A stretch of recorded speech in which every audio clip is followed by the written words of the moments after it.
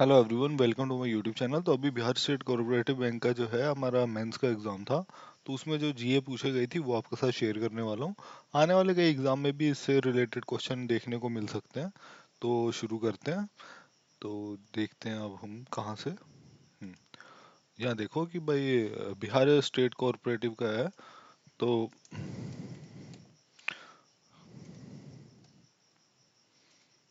हम्म, तो who become the first president of India to take a sortie in two fighter aircraft. Two aircraft fighter aircraft में जो उड़ाया है, या इस ढंग से क्वेश्चन था। तो उसका आंसर था द्रौपदी मुर्मू। और अंकारा जो है is a capital of which country.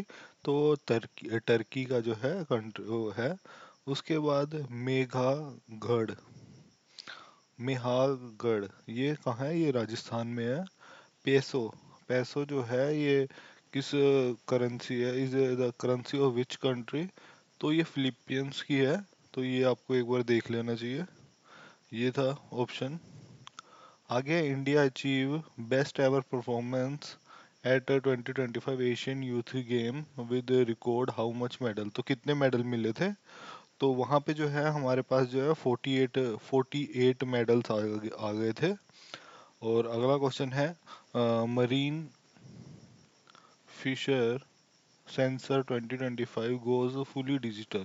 Which app to enable real-time geographical reference data collection? तो व्यास ऐप था। तो ये था क्वेश्चन। उसके बाद था कि in Bihar which of the following is not a tributary of Ganga. Ganga की ट्रिब्यूटरी कौन नहीं थी? तो वो गोदावरी नहीं थी। ठीक है। अगला क्वेश्चन है हमारे पास, एयरफोर्स डे जो है वो कब मनाया जाता है? वो 8 अक्टूबर को मनाया जाता है। तो इस बार मोस्टली आसान था as compare to previous year. तो काफ़ी लोगों ने जो काफ़ी अच्छे आंसर दिए हैं इसमें। अगला है हमारे पास कि भाई संतोष ट्रॉफी किसका था? तो ये फुटबॉल। ये जो जसप्रीत नरूला है, ये नाम से ऐसा लगता है कि भाई कुछ अलग कर रहा है, जबकि इसको जो पद्माश्री मिला है वो आर्ट के लिए मिला है। तो काफ़ी लोगों को इसमें जो है डाउट हुआ रहेगा, क्योंकि नाम से जो है कुछ प्लेयर टाइप लग रहा है, और आर्ट के लिए इसको मिला है। तो ये इसमें काफ़ी लोगों का गलत हुआ रहेगा। आगे है, UIDAI unreveal which Aadhaar vision to strengthen digital identification with AI, blockchain and advanced security technology। Aadhaar vision 2032। तो ये मोस्टली लोगों को नहीं याद होगा, या याद भी रहेगा तो काफ़ी कम लोगों को याद रहेगा। और अगला क्वेश्चन है, where was the Guinness world record by lighting 2 lakh, 2 lakh है या 26 लाख है, 2617,215 diyas during the Deepotsav 2025 festival on the bank of Saryu river. तो ये अयोध्या इसका आंसर था। उसके बाद है, along side India which country will host T20 world cup. तो ये श्रीलंका ही रहने वाला है। ये मतलब मोस्टली ये दोनों जो है साथ में करते हैं। तो ये काफ़ी सबका सही रहेगा।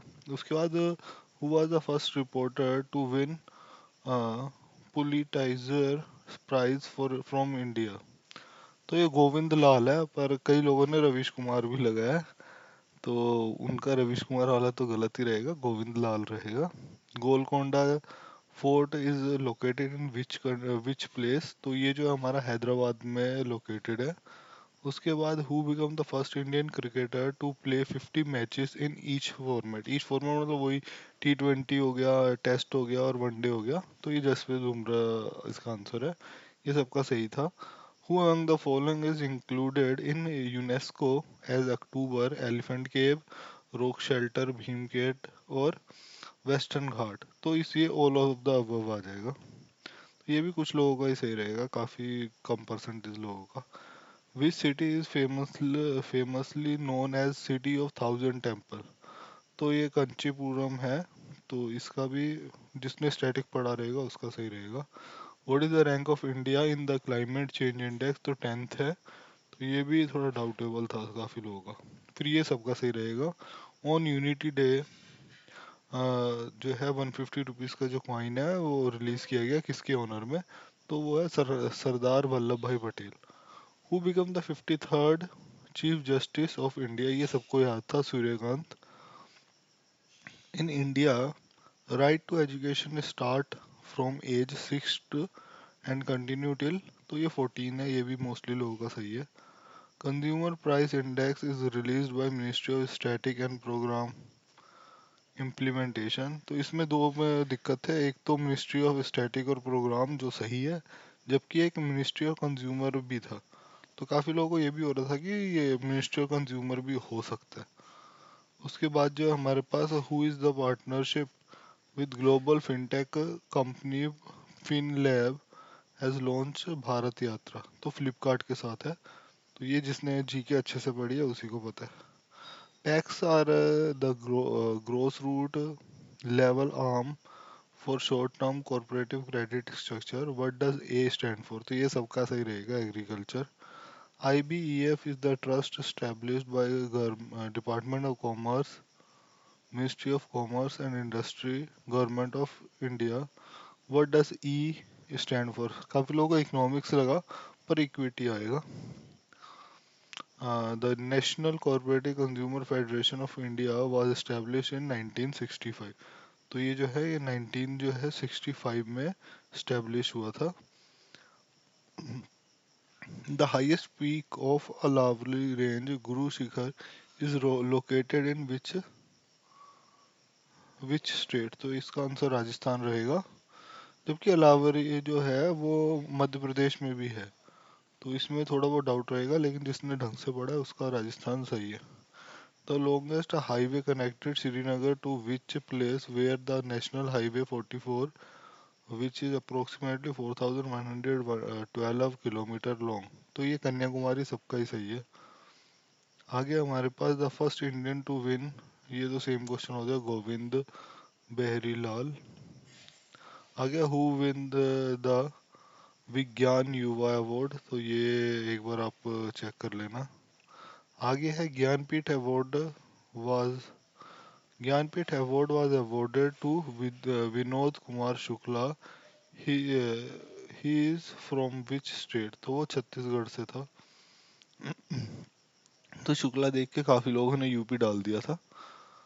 उसके बाद गोडवार साड़ी गोट जीआई टैग, तो गोडवाल जो है वो जो है तेलंगाना से है, पर इसको लोगों ने गढ़वाल जो है उत्तराखंड वाले को समझ लिया था। Which was the highest exported item, तो इंजीनियरिंग गुड्स है। कई जगह पर मैं वो जो है नेवी मरीटाइन के लिए भी लिखा है, पर एक बार आप श्योर करके कमेंट में जरूर बताना। पवरी नाच जो है वो dance performed by Kokna tribe in the hilly region of north west Maharashtra, ये महाराष्ट्र है। तो लोगों ने सोचा बिहार स्टेट कोऑपरेटिव का एग्जाम है तो बिहार डाल के देख लेते हैं, और ये उसका सही रहेगा जिसने ये पढ़ा रहेगा। Who is the father of revolution, green revolution, तो MS स्वामीनाथन, ये मोस्टली लोगों का सही है।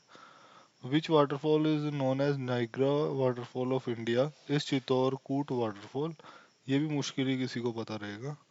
The 22nd Asian summit was held in Malaysia, तो काफी लोगों ने इंडोनेशिया भी लिखा, बट इसका आंसर मलेशिया रहेगा। आगे है NDDF वाज एस्टेब्लिश्ड, कब हुआ था। आगे दो क्वेश्चन और थे, वो शायद मुझे याद नहीं है, अगर आपको याद है तो एक बार जो है आप कमेंट करके जरूर बताना। और ये भी बताओ कि भाई आपके जो है कैसा एग्जाम गया, जिससे कि आगे भी हम इस बात पे जो है चर्चा कर पाए। तो ओवरऑल देखें तो एग्जाम जो है लास्ट टाइम से जो है थोड़ा सा टफ तो था। रीजनिंग काफी लोगों की दिक्कत हुई, जहाँ पे जो है रीजनिंग ने ज़्यादा टाइम लिया, इस चक्कर में जो है बाकी सब्जेक्ट आसान होते हुए भी लोग फंसे हैं। तो रीजनिंग में जहाँ पे लोग फंस गए ना, तो उनको यही लगा कि अगर सेक्शनल कट ऑफ में कोई दिक्कत आ गई तो ओवरऑल पेपर ही खराब हो जाएगा। उसी जगह पे अगर हम बात करें तो कंप्यूटर काफ़ी इजी था, GA भी ऑलमोस्ट 25 प्लस तो सब लोगों ने किया रहेगा। और ये क्वांट ने फंसाया है, जैसे ये जो है रीजनिंग में हमारा ब्लड रिलेशन ने काफ़ी लोगों को फंसा है। क्वांट में जो है जो आसान चीज़ें थी वही थी, एक तो हमारे पास क्वाड्रेटिक इक्वेशन थी और सिंप्लीफिकेशन टाइप के जो क्वेश्चन थे। उसके बाद जो है हमारे पास एक DI था, वो जो है ये स्कूटर वाला, वो इलेक्ट्रिकल और जो है पेट्रोल वाला स्कूटर, वो सबसे इजी था, तो 15 नंबर तो ये इजीली बनने वाले थे। उसके अर्थमेटिक के काफ़ी सही क्वेश्चन थे, बट वहाँ पे कैसलेट भी बनने वाला था, बट वो दिक्कत ये है कि इजी था पर कैलकुलेटिव था। वहीं पे जो है दूसरा एक और था डीआई, वो भी टेबुलर था पर उसमें भी काफ़ी जो है टाइम टेकिंग था। तो टाइम टेकिंग टेकिंग के वजह से मैथ में और रीजनिंग में काफ़ी लोगों के कम अटेम्प्ट बने हैं, जबकि रीजनिंग में काफ़ी लोगों ने 35+ भी इजीली बनाए हैं।